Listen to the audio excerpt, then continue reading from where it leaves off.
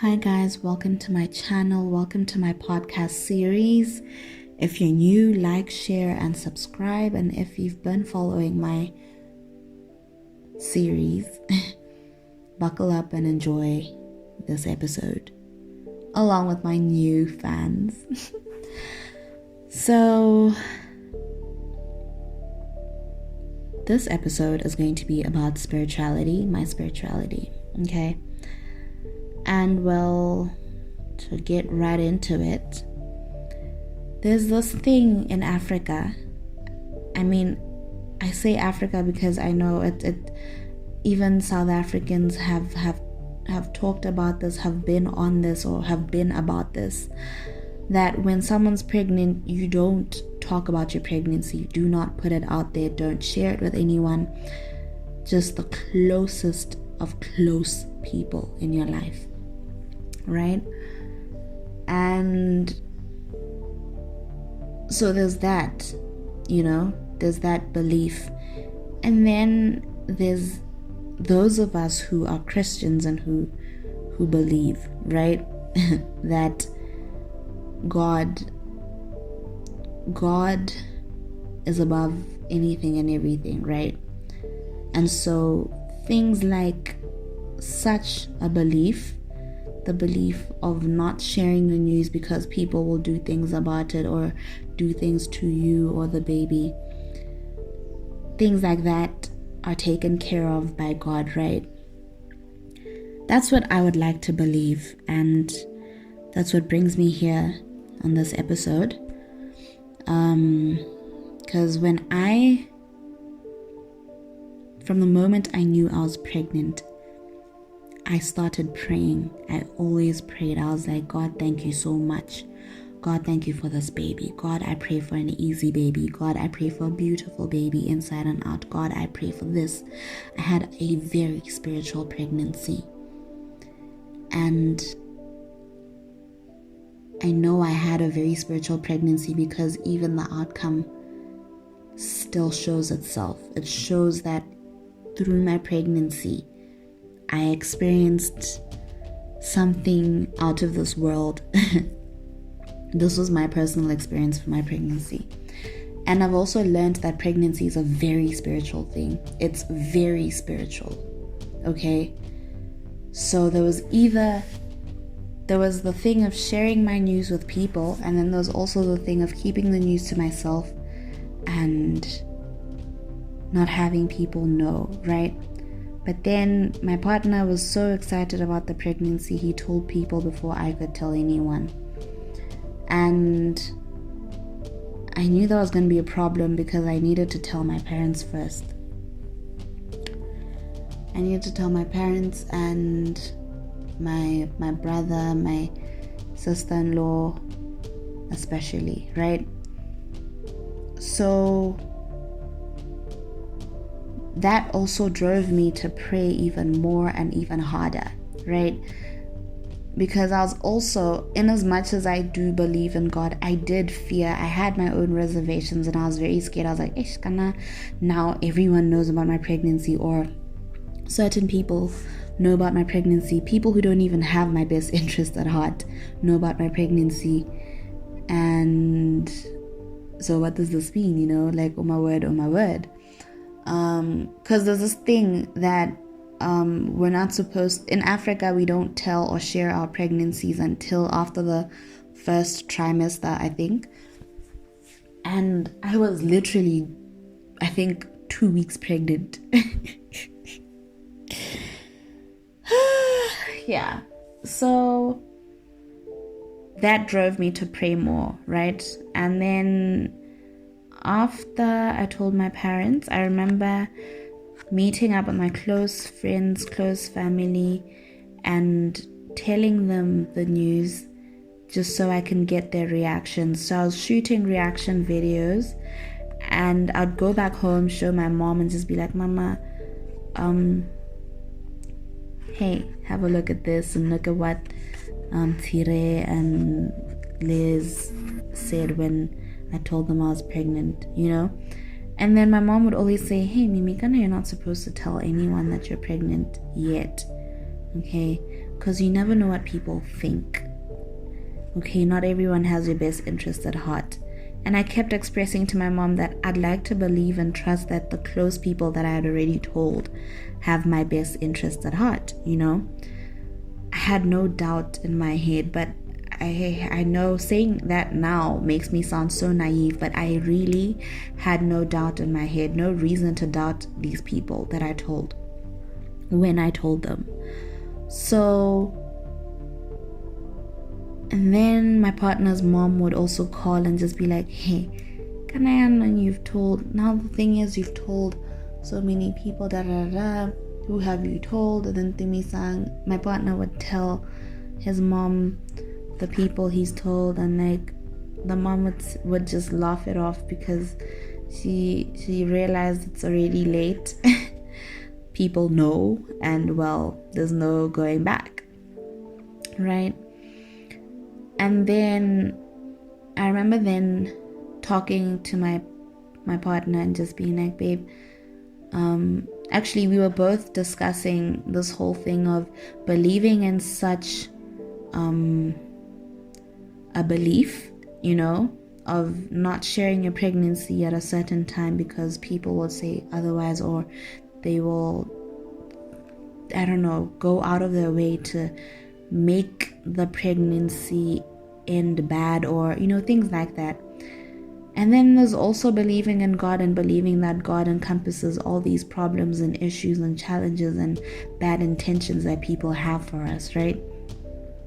And then I went back to my mom and I was like, Mama, but you believe in God, right? And she's like, yeah, I do. And I'm like, yeah. So, I mean, if we believe in God, then there's no reason for us to be feeling some type of way when we tell people the news. Because for me, on my end, I never just went out to just random people and told them that, like, hey, I'm pregnant. Like, literally, I was choosing who I was going to tell about my pregnancy.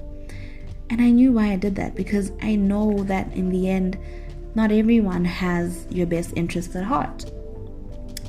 So I then told her that, like, I'd like to believe God will protect me throughout this journey and the baby, and nothing will happen to us because I know God has my back.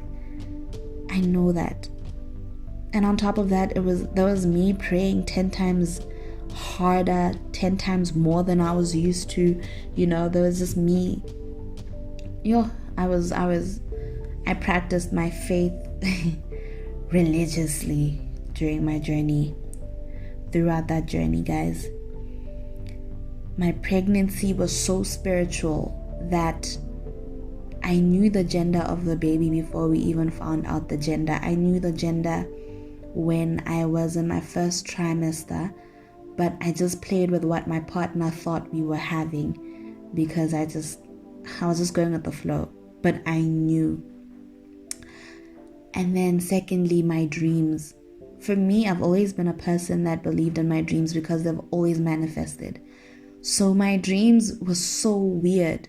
I dream of a little girl with big hair. I dream of a little girl walking up towards me and hugging me.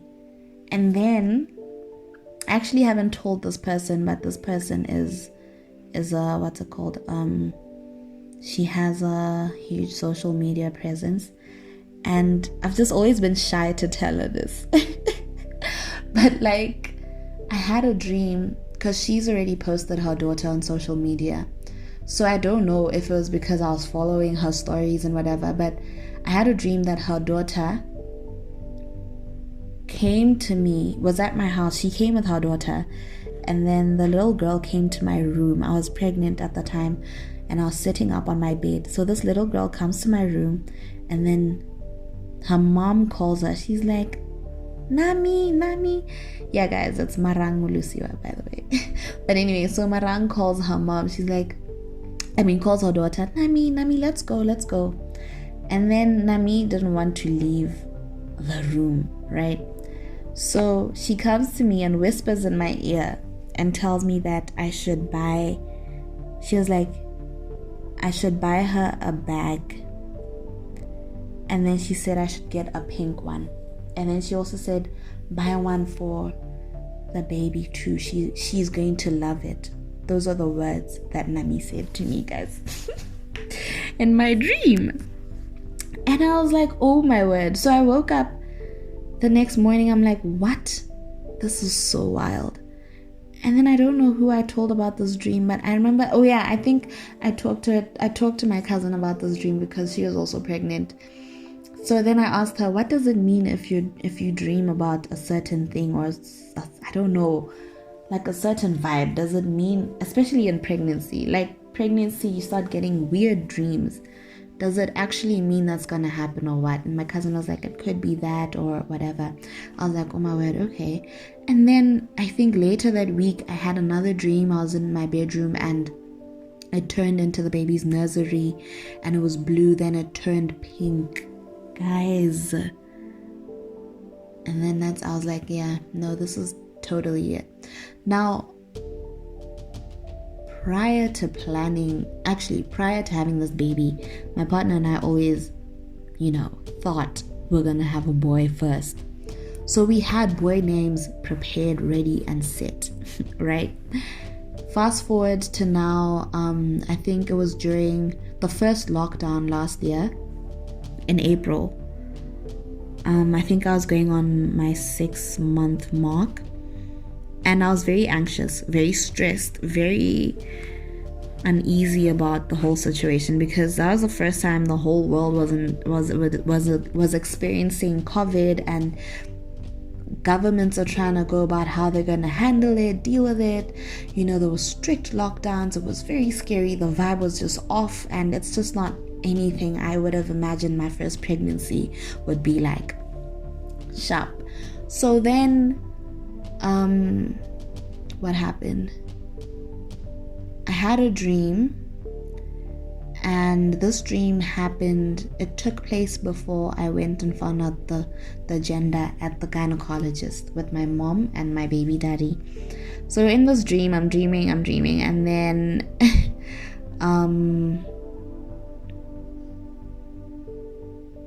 I don't even remember. But the one thing I know I remember from that dream was that the message that came from that dream had to do with me having peace, and that I will be safe and a life will be born, right? I'm going to give birth, I'll be safe, and I'll have peace.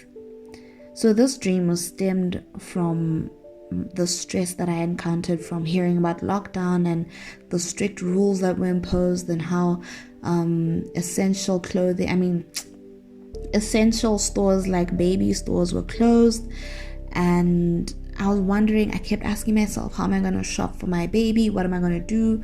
Oh my word. So the vibe I got from the dream, because I forgot what happened in the dream, the vibe was that I was going to have peace and I'll be safe, and that there'll be life in this world, right? So that's how the dream concluded. That's the message I got from the dream. And then before I woke up, a voice literally whispered to me and said, Ava. It literally came through and it was like, Ava, literally. But it was a male voice. There was no one in my room. Nobody in my room, guys. Literally nobody in my room. And I woke up immediately after that. Like as soon as that whisper was done, I opened my eyes and there was no one in my room. The door was shut, closed, and locked. I sat up and I was like, what? And then when I checked my phone, I think this was something I must have typed before I slept. I don't even know. But like, guys, I checked my phone and I found the word peace. And then I erased the word peace on Google, by the way. So my Google was open, found the word peace, erased the word peace, and then typed in the word Ava, the name Ava. And then I said Ava meaning, and then the meaning said life. And then I was like, oh my God, this is it. And then after that I went to peace, and then I was like, you know what? I've always wanted my children's names to be in Swahili. So, because I'm part Kenyan, okay? So then I typed in peace in Swahili and I found the name Salama. In Arabic, it's Salma. So I was stuck between Salma and Salama. And then I was like, you know what?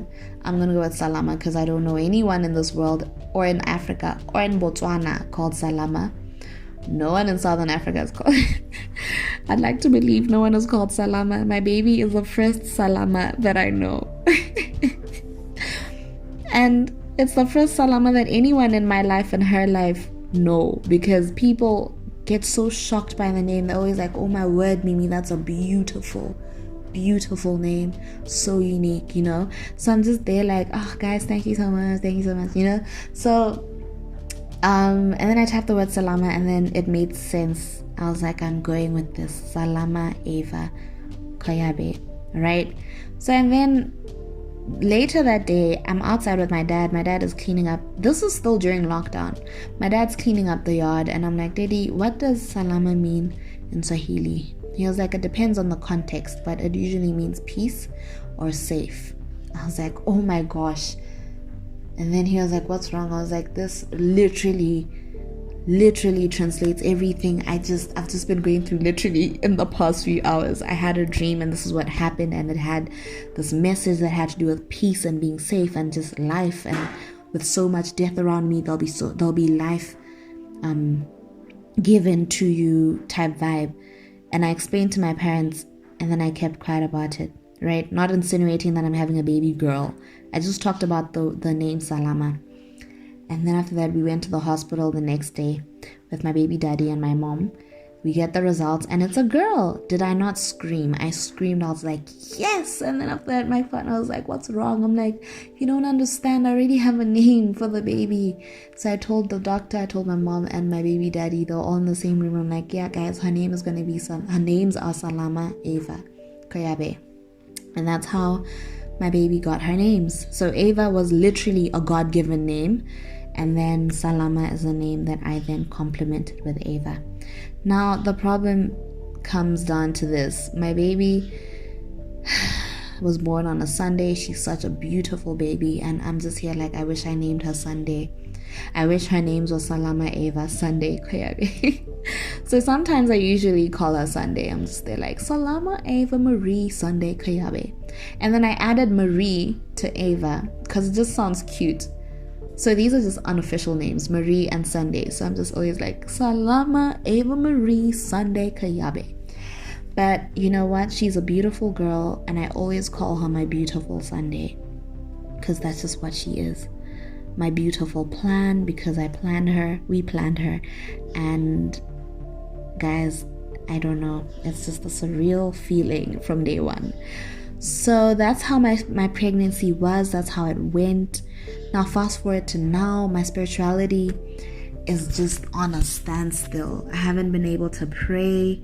I haven't been able to properly just talk to God. But my friend, who's also a mom, told me that it's times like these when God comes to you. He can see what you're dealing with. He can see what you're going through. So he will come to you. Do not worry, don't stress, don't fret. Just know he will come to you. And I was like, you know what? You are right. Because I've felt him come to me. Every time I get anxious or stressed out, I'm just like I can feel God's presence. I know it's him because I just feel a certain type of way every time I feel a certain type of way about something. So I've experienced him coming to me and reassuring me in times where I've felt like I haven't talked to him in a while. And yeah, guys, this is it for this week's episode, and I hope you enjoyed it. That's my story, and as part of my rebirth, it's definitely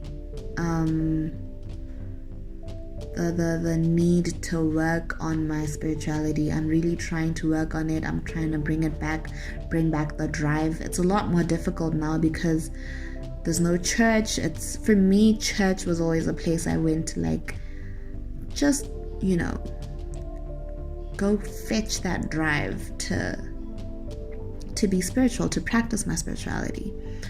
But because it's not there anymore, I'm trying in all ways that I can, and I mean, I'll get there. So that's part of my journey of being myself again, you know, my rebirth. And thank you so much for listening. I hope my story resonated with you. I hope it spoke back to you. I hope you took something from it. Do like, share, and subscribe, and definitely tune in for the next episode when it's out. Okay? Love you guys, and stay safe, sanitize, wear masks. Goodbye.